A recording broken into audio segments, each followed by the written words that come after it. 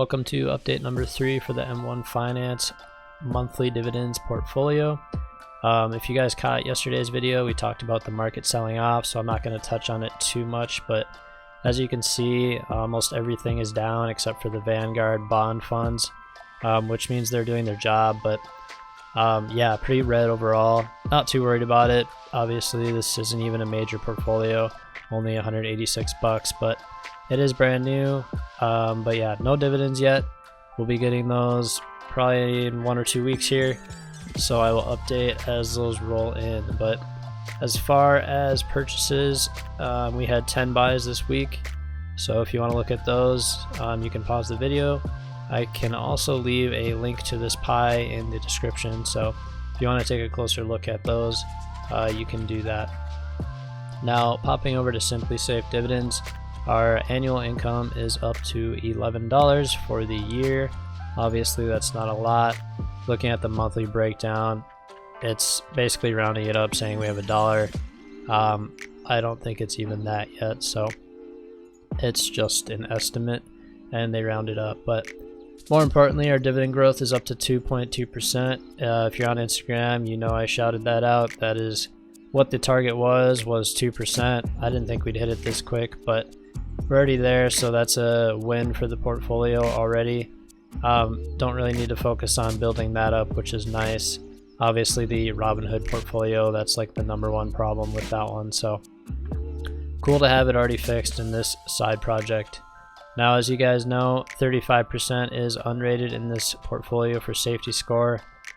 Basically, Simply Safe doesn't rate index funds or baskets of stocks, so that's what that is, and it really skews the diversification. So like I said in previous videos, I really need to make a pie of my own, because this really isn't even helping me right now with how much is unrated and not factored in here. So I'm not even really entirely sure how much I have truly in each sector. So I'm gonna have to work on that this week.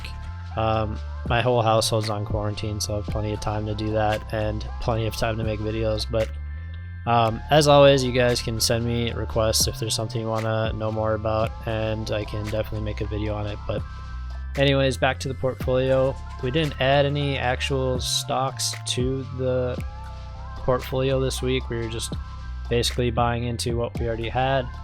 Looking at it now, I think I am going to add more Vanguard funds if they pay monthly, just to help keep this a little safer. Looking at the safety scores here, even factoring in the unrated part, I feel like we could do a little bit better job on basically weighing that out and making it a little bit safer.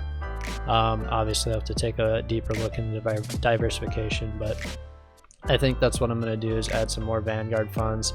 Even if it's not a huge allocation, the more stocks we have in here, the more diversified it should be. So that's going to be something I'm going to be working on for this one.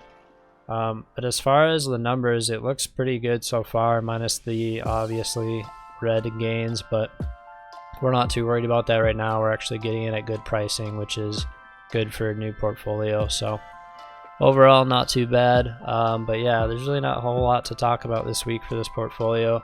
Like I said, we were just buying back into the funds we already have. Looking at the actual pie though, we're pretty much on target for all of them. So while I'm looking at diversification, I might change the targets on here.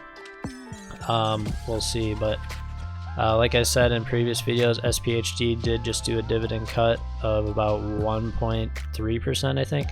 So that's gonna hurt a little bit, but not too much. Obviously 1% is not a huge deal, but since it is 25% of this portfolio, it is going to affect it a little bit.